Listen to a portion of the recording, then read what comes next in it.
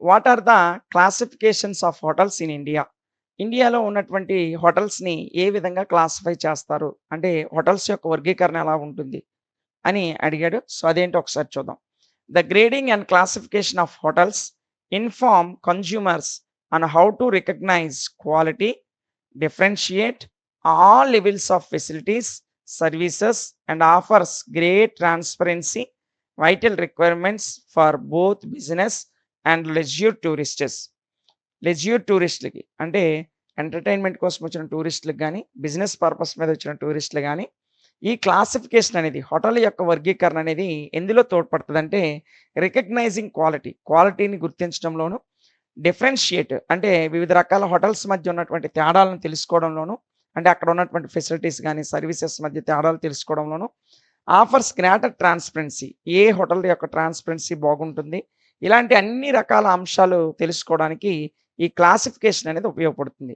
So, on the basis of లొకేషన్‌ని base చేసుకొని classification ఎలా ఉంటదంటే, అందులో మోటెల్స్ ఉంటాయి. ఫస్ట్ టైప్ ఆఫ్ హోటల్స్ ఏంటంటే మోటెల్స్. సో, ఏంటి మోటెల్స్ అంటే, motels are located alongside the highways and road junctions. ఈ మోటెల్స్ అనేవి motels hotel plus motor, motor plus hotel motel అంటారమ్మా. ఇవి హైవేల మీద రోడ్ సైడ్, రోడ్ జంక్షన్స్ దగ్గర ఉంటాయి.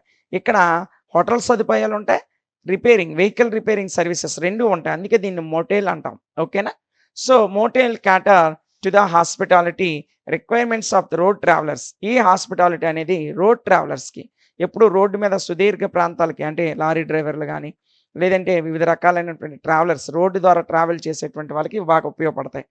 మోటెల్స్ are normally economical and provide comfortable bedrooms. ఈ మోటెల్స్ అనేవి ఎకనామికల్‌గా కంఫర్టబుల్ బెడ్‌రూమ్స్‌ని ఈ ఇవేం చేస్తాయంటే ప్రొవైడ్ చేస్తాయి. Motel have facilities of proper motor garage to service A car and filling station and refill vehicles, parking area for motor vehicles. ఇక్కడ మోటెల్స్ అనేవి కేవలము hotels లాంటి అంటే రూములు ప్రొవైడ్ చేయడం మాత్రమే కాదు. వారి యొక్క వాహనాలకు సంబంధించిన ప్రాపర్ మోటార్ గ్యారేజ్ ఉంటదిక్కడ. అదేవిధంగా సర్వీస్ ఆఫ్ ఎ కారు. ఆ కారు సర్వీస్ చేసుకోవడానికి కావాల్సిన గ్యారేజ్ అందుబాటులో ఉంటది. ఫిల్లింగ్ స్టేషన్ ఉంటది. వెహికల్స్‌ని రీఫిల్ చేయడానికి. అదేవిధంగా పార్కింగ్ ఏరియా ఉంటది. అక్కడకొచ్చినటువంటి మోటార్ వెహికల్స్ ఏవైతే ఉన్నాయో అవి పార్క్ చేసుకోవడానికి కూడా ఏరియా ఉంటది. అందుకే ఆహ్, మో ఈ ఆటోమొబైల్‌కి సంబంధించి అంటే వెహికల్స్ యొక్క రిపేర్‌కి వెహికల్ యొక్క రీఫిల్‌కి ఇలాంటి సంబంధించిన సౌకర్యాలుంటాయి. మనుషులకి సౌకర్యాలుంటాయి. వెహికల్స్‌కి సౌకర్యాలుంటాయి. అందుకే దీన్ని మోటార్ ప్లస్ హోటల్ మోటెల్ అనే పేరుతో పిలిచారనమాట. So, these are meant for overnight stay. ఇవన్నీ కూడా కేవలం ఒక రాత్రి స్టే కోసం మోటెల్స్ ఉంటాయి. హైవే మీద ప్రయాణించినప్పుడు సడెన్‌గా కార్ ట్రబుల్ ఇచ్చిందనుకోండి, దగ్గరలో ఉన్నటువంటి మోటెల్‌కెళ్ళిపోతే మనం ఆ మోటెల్‌లో స్టే చేయొచ్చు. తెల్లవారేసరికి ఆ యొక్క కార్ ఏదైతే ఉందో ఆ కార్‌ని వాళ్ళు బాగు చేస్తారు. ఎందుకంటే అక్కడే ఆటోమొబైల్స్ సంబంధించినటువంటి రిపేర్స్, గ్యారేజ్ ఉంటది కాబట్టి బాగు చేసి ఇస్తారు. అంటే వెహికల్స్‌కి సంబంధించినటువంటి స్పెషాలిటీస్ ఉంటాయి. అదే విధంగా పర్సన్స్‌కి సంబంధించినటువంటి స్పెషాలిటీస్ ఉంటాయి. ఈ 2 మోటెల్‌లో కలిసుంటాయి. తర్వాత ఎయిర్‌పోర్ట్ హోటల్స్ అమ్మ. These are hotels located near the airports. ఇలాంటి హోటల్స్ అన్నీ కూడా ఎయిర్‌పోర్ట్‌కి సరౌండింగ్స్‌లో ఉంటాయి. The cater mainly to business clientele and transient airlines passengers with delayed or cancelled flights and airline personnels. ఈ యొక్క ఎయిర్‌పోర్ట్ హోటల్స్ అనేవి మనం ఇప్పుడే చెప్పుకున్నాం. ఎయిర్‌పోర్ట్ హోటల్స్ ప్రధానంగా ఎక్కడుంటాయంటే ఎయిర్‌పోర్ట్‌కి సమీపంలో ఉంటాయి. ఇవి ఎవరికి బిజినెస్ క్లయింట్స్‌కి సంబంధించి లేదా ఎయిర్‌లైన్ ప్యాసింజర్స్. సో, ఎయిర్‌లైన్‌లో పనిచేసే ఎప్పుడు ప్యాసింజర్స్ వస్తూ ఉంటారు కదా! సో, ప్రయాణికులు ఇటు నుంచి అటు వెళ్ళడం, అటు నుంచి ఇటు రావడం అలాంటి వాళ్ళ కొరకు. ప్యాసింజర్స్ విత్ డిలేడ్ ఆ ఫ్లైట్ ఆలస్యమైనటువంటి ప్యాసింజర్స్ స్టే చేయడానికి. అదేవిధంగా పూర్తిగా ఫ్లైట్ క్యాన్సిల్ అయిపోయిందనుకో, అలాంటి ప్యాసింజర్స్‌కి స్టే చేయడం కోసం ఈ ఎయిర్‌పోర్ట్ హోటల్స్ అనేవి పనికొస్తాయి. ఇక తరువాత రిసార్ట్స్ అమ్మ. A resort is a place used for relaxation or recreation. ఈ రిసార్ట్స్ అనేవి ప్రజలనేవారు రిలాక్స్ అవ్వడం కొరకు, రీక్రియేషన్ కొరకు, అదేవిధంగా attracting visitors for holidays or vacations. వెకేషన్స్‌లోను, హాలిడేస్‌లోను విజిటర్స్‌ని అట్రాక్ట్ చేయడం కోసం ఏర్పాటు చేయబడినటువంటి ప్రదేశాలు రిసార్ట్స్ అనేవి. And they are located in natural and man made sites.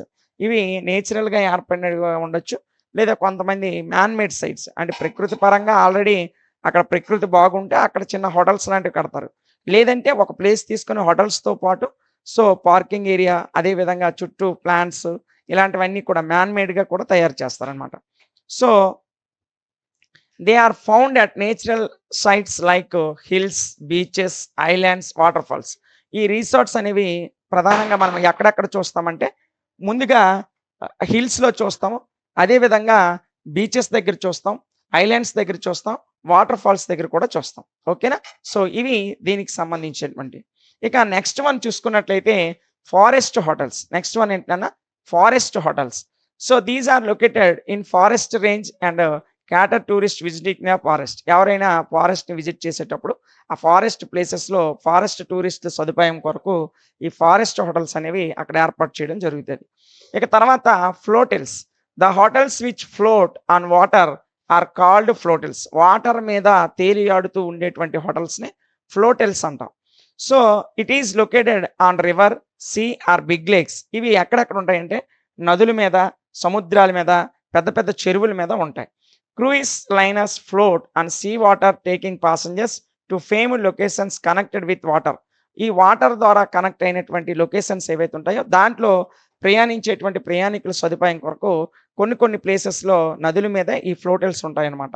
So, for instance shikaras in Kashmir floating on Dal lake. అదేవిధంగా kettuvallams in Kerala floating on backwaters. So, backwaters మీద కొన్ని రకాల హోటల్స్ ఉన్నాయి.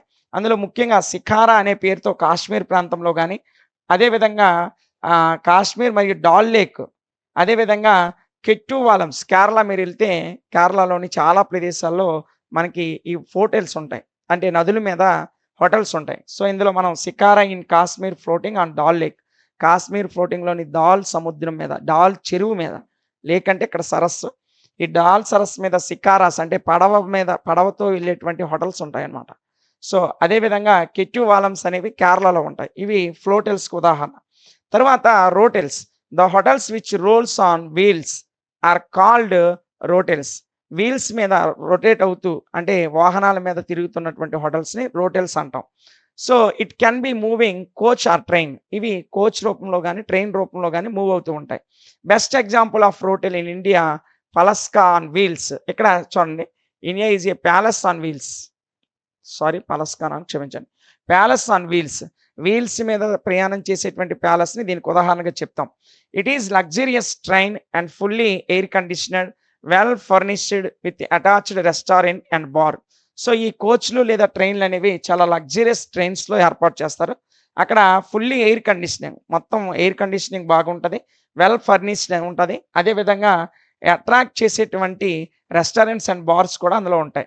దీనికి ఉదాహరణకి ప్యాలెస్ ఆన్ వీల్స్ అనేటువంటి రెస్టారెంటు దీనికి సంబంధించి best example. On the basis of size of property. ప్రాపర్టీని బేస్ చేసుకొని ఈ హోటల్స్ ఏ విధంగా క్లాసిఫై చేస్తామంటే, the number of rooms available in the hotel is in the criteria of classifying hotels on the basis of size. So, హోటల్స్‌లో ఉన్నటువంటి రూమ్స్‌ని base చేసుకొని hotels యొక్క సైజ్‌ని బట్టి కూడా హోటల్స్‌ని క్లాసిఫై చేస్తారు. అందులో ముందుగా స్మాల్ హోటల్స్. ఏంటి స్మాల్ హోటల్స్ అంటే, hotel with 100 rooms and less may be termed as small hotel. 100 లేదా అంతకంటే తక్కువ గదులు ఉన్నటువంటి హోటల్స్‌ని స్మాల్ హోటల్స్ అంటారు. తరువాత వచ్చేసి మీడియం హోటల్. ఇవి 100 నుంచి 300 రూమ్‌లు కలిగి ఉంటాయి. Medium hotel. ఓకేనా? థర్డ్ వన్ వచ్చేసి large hotels. Hotels which have more than 300 rooms as termed as large hotel. 300 గదుల కంటే ఎక్కువ రూమ్స్ ఉంటే వాటిని లార్జ్ హోటల్స్ అంటాం. తరువాత వచ్చేసి మెగా హోటల్స్. ఇక్కడ 1000 రూముల వరకు ఉంటాయి. తర్వాత వచ్చేసి చైన్ హోటల్స్.